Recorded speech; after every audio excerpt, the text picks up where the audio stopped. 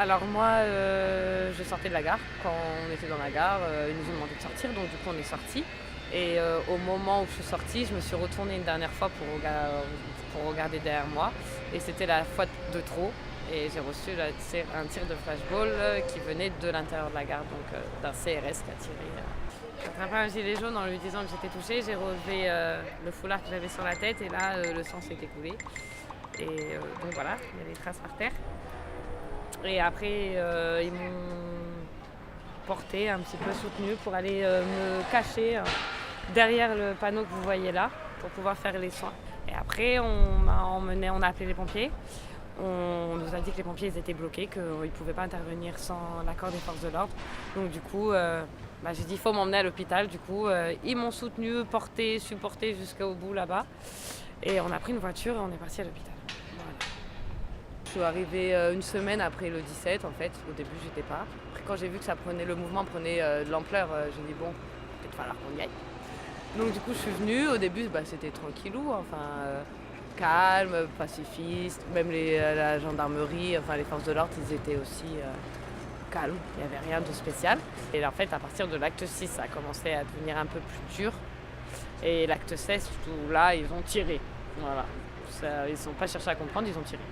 Alors qu'on était toujours aussi pacifiste que les premières semaines, en fait. On n'avait rien de plus, rien de moins.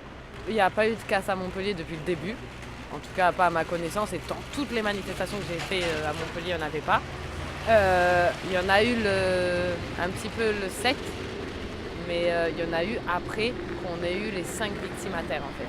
Voilà. Mais sinon, on était pacifistes avant. Et oui, c'est vrai, le fait d'avoir 5 victimes par terre, il y en a qui se sont énervés, qui ont commencé même pas à casser, à mettre des feux de poubelle. Enfin voilà, c'était même pas de la casse.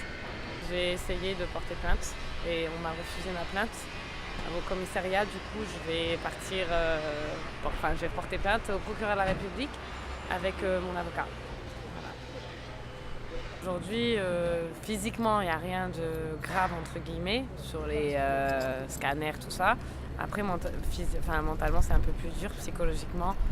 Problème pour dormir, problème pour manger, des crises d'angoisse, des crises de pleurs.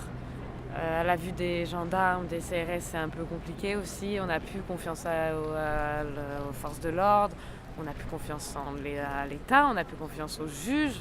Tout ce qui se passe maintenant, c'est un peu compliqué. Psychologiquement, d'avoir été agressé par la gendarmerie, pour moi, les forces de l'ordre qui sont là à la base pour nous protéger, qui sont là pour le peuple, c'est un peu compliqué en fait de vivre, c'est ça.